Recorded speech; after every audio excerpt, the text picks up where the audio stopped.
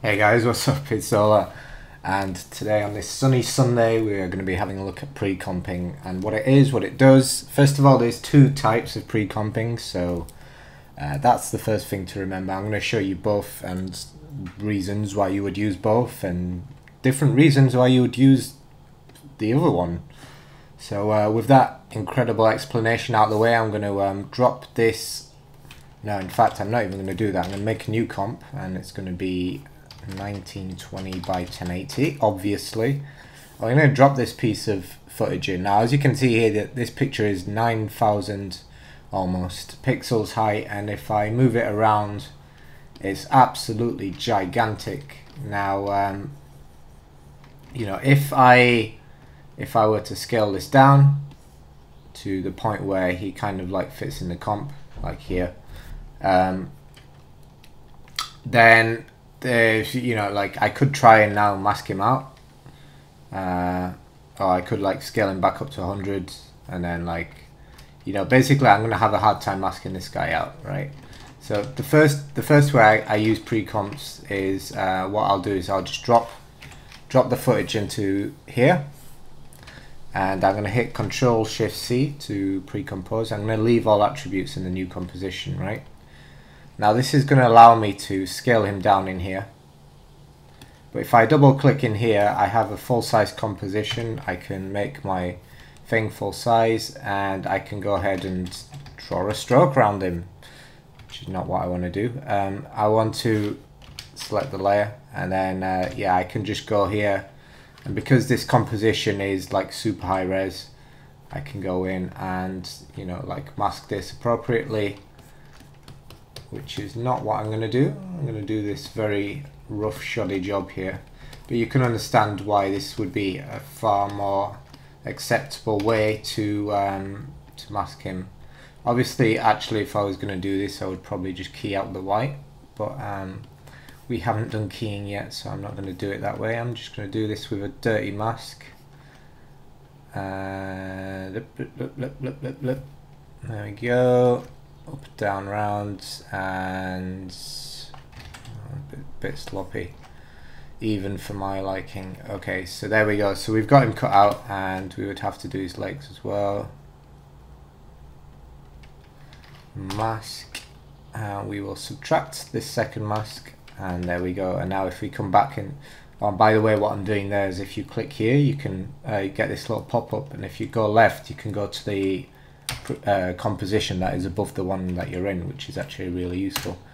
And so now if we come into here, there we go, he's cut out, and in here we still have the option to move him around at this size. Now if I were to apply, say, a stroke to him now, so I'm going to go into layer styles and stroke. You can see there everything works as expected, so kind of useful. Now the other reason I would do this is to save my computer memory. Now what do I mean by that? Now let's say let's go into there's an effect called cartoon, I believe, stylized cartoon. Now if I put this on, look how long this is taking to calculate. So as you can see, and I have a really fast computer, and then if we come into here, and you know, we're going to see it's kind of done the effect, but you know, first of all, it was really slow. The effect is so small that you can barely tell what's going on it. And just basically, all in all, not a good look. So what can I do to make this better? Because basically now this guy's pretty small in our composition, so I don't see why this is taking so long. Well, the thing is that even though he's small in the composition, it's only because we've got him scaled down to 14%. After Effects is still reading our guy inside this composition as being 9,000 pixels high, and that's not what we want. Now that I've gotten this size, this is the size I want him to be at 100%. So what we can do now is Control-Shift-C, and then we're going to move him into a new composition. Now what this does is it basically flattens out the image, and so now if I look at his scale is 100, and this is him now, this is his size. And now if I apply the cartoon effect, you'll see it applied almost straight away, and the effect now is a lot bigger, because before, when it was being applied, it was being applied to him in this ginormous like 9,000 pixel comp, whereas now it's understanding and reading him as only being as tall as our composition here. And so when we apply these strokes and stuff like this, and all the detail threshold, this is all now based on him only being this size, and so you can see the effect is far more pronounced than what it was when we did it in here, where it took forever and you could barely see what was going on. So that's, first of all, that's why I pre-comp in terms of leaving things in the composition. You can then go in afterwards. And then the second reason is because, like I said, you can make a giant image really small, and also your computer will then process this image as only being this side, which is a lot more kind on your memory and on how intensive it is on your processor. So those are two reasons. Let's have a look at another reason. Now I'm going to create a let's create a square. So I'm going to create a 1080. No, in fact, I'm gonna do it with our dude again. So I'm going to bring him down. I should probably, there we go. I'm going to undo everything here, and I'm going to go into cartoon. Other reason is, if I in here animate our guy, let's just say, because he looks like he's floating, let's try and make him float, right? So I'm going to get him to move around a bit and move up here, move down here. Basically just having a generally great time. And I'm just going to move these paths around, just make him change these to rove across time, keyframe interpolation, rove across time. And so now he's going to move at a constant speed between all these, as wide as I make them. So there we go. So there he is, he's moving along, right? And let's say our little 5-second animation here is exactly what we want, but we're like, oh great, but I would have kind of liked some things to be floating around him. And what we can do is, because we've got all this animation locked and he's pre-comped, we can come into the pre-comp and now just work on him in here. So let's say maybe in here we're going to give him some shades, right? So I'm going to bring this down. Again, this is just a solid layer, and I'm just going to draw some very stylish glasses on here. I'm going to bring those up, so there he is, looking sharp. And I'm going to give this a light sweep, so we're going to go light sweep. And again, like, I haven't done filters yet, so I'm not going to explain this too much. But long story short, bring the thickness down, intensity up, width down. And so what this does is, it's kind of like, yeah, it's a light sweep. I don't know how else to describe it. So what I'm going to do is just keyframe this over a few frames. So there we go. So now we've got this kind of light sweep happening, and I could like duplicate this, and if I come into here I could make this one happen a bit after, so it's like pew, pew. And you know, I could duplicate this as many times as I want, but I'm just gonna have like 3 of them. So there we go. Now if we come back into this composition, he's got his glasses on, he's got his light sweep, and we've not messed about with our other animation, which is super useful. We might even want to come in here and maybe like have some things flying around him, so maybe make a little little ball. So I'm going to make an ellipse, make sure I've got nothing selected, and we're going to turn the fill on and the stroke off. And for the fill, I'm just going to make this ball red for whatever reason. And let's just assume this little ball is just going to be flying around him. And so in here I can just animate my ball moving around.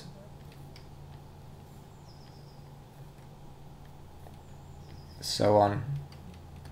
And I'm going to copy that last one here.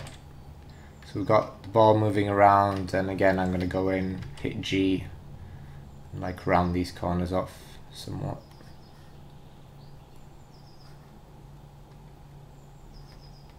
There we go. And again, keyframe interpolation, move across time. So there we go. So we got the ball moving around, and you know, I could kind of do the loop out expression, but you know, we've done that before.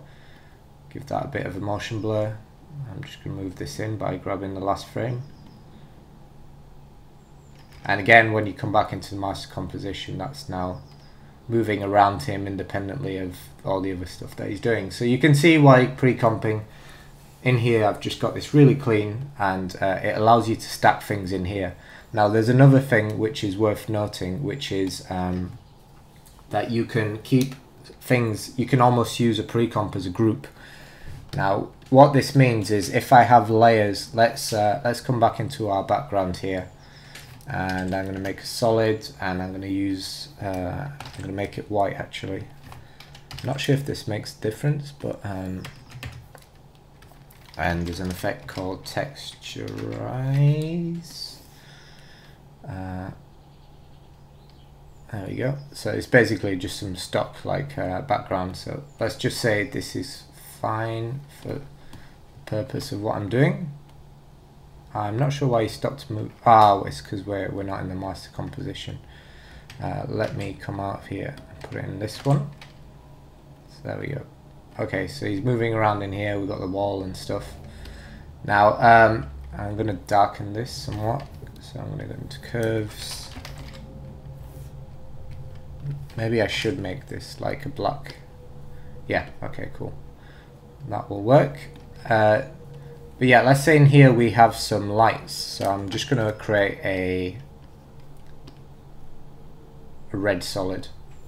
And I'm going to just create this around here. And I'm going to change the blending mode on this to an add, right? Which is going to have this kind of effect.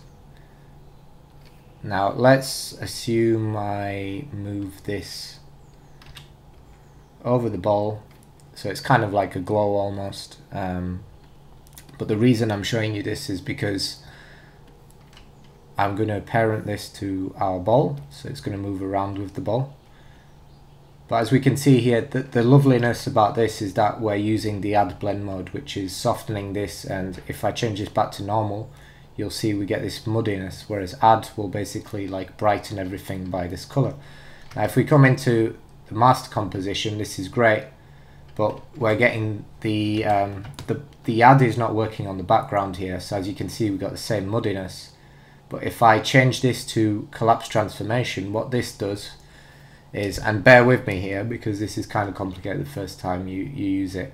So what this is going to do is basically allow you to keep all the blending modes but in the parent composition. So if I change this, so as you can see now, we can see the blending mode in this master composition, which is super duper powerful. So we've got this nice kind of glow, this is affecting the wall, and yet this is all happening in this like little composition in here, which is pretty awesome. So that's worth noting as well. And yeah, I mean, if I wanted it to in fact no, I think we're going to leave it there for today.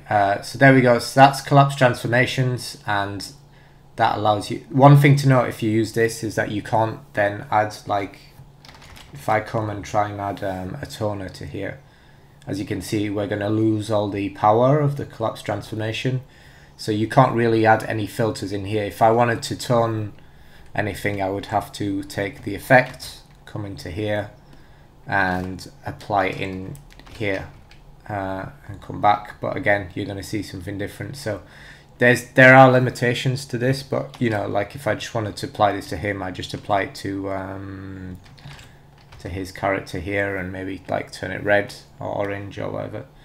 Let's just make him more closer to orange, and then there we go. So that's how you would then apply toner effects. And so we've got, you know, we've got his little shades, got his the little light sweep going across his glasses, we've got the glowing ball, and all this happening from a giant image, but because we pre-composed it, it kind of like we're basically understanding this as a smaller composition. And another time this is really useful is if you are sorry, this is kind of running long, but I just thought I'd show you all the thing. If you're doing a text thing, right, so you create your text and let's just center this, make it larger, and we're going to swap these two around. And what I'm going to do is pre-compose this. Now what I've done is I have my text in here, and then we have our composition. Now if I create a white, let's create maybe a red solid behind this, and let's say we want to give this a drop shadow, but like a really nice drop shadow. So there's I'm trying to think of I think it's radial blur. Let's have a look. Okay, it's not that one. Maybe it's CC fast radial blur. Yeah, okay, cool. So if I put this up here and maybe like add that down and then fill it with black. So we're going to change this to black. So we got this kind of like thing, and then I duplicate it above, and I remove these effects. So we've got this kind of like different style of kind of looks like a bit of a soft drop shadow. I can maybe even add like a fast blur to this to soften it up. So there we go. So we've got a kind of like really soft looking shadow now, right? And if we come into here and come into our layer styles and do a little bevel and maybe make this a tiny bit bigger and maybe not such a horrific color, so let's change this to, actually screw it, you know what, let's leave the color. I can just do like a really quick correction here. So there we go. Let's just say this is fine for the sake of, maybe make this a tiny bit smaller, make it more discreet. I mean, again, you can play with this too. But the thing is, these are both being generated from the same pre-comp. So if I come into, because we've just duplicated it, and then maybe on this one we also want to, if we come to layer styles and we add like an inner glow, we can really come in and customize this effect. So maybe make like a blue inner glow and increase that somewhat, and maybe just decrease the opacity. So it's really subtle, but we're just building a really nice effect. But what happens is, because we're working all from the same pre-comp, I can come into here, change the text to just say, that S is weird. Okay. It's almost like the text change halfway through. Anyway, not the point. The point is, if you come into here, not only will our drop shadow change, but also our top layer. So that's another reason for pre-comping, is if you put something in a base composition that you can change, such as text, you can really stack up and layer some really cool effects, and they're all going to update when you just change everything in that bottom pre-comp layer. So then you can just go like wild and just mess about, make some cool glows and stuff. And again, this is all basically being driven by our simple text pre-comp. So there we go. Pre-comping is a deep subject, and it's something you're going to have to get your head around, but hopefully that gave you a few ideas for how you can integrate it into your workflow and just make your compositions a little more interesting and clever as well in terms of how they're built. So thanks for watching, guys, and I think we're going to move on to filters next. So that should be exciting. I can start showing you some of the filters I use, and some of the more useful ones and some of the less useful ones as well. So hopefully see you in those lessons.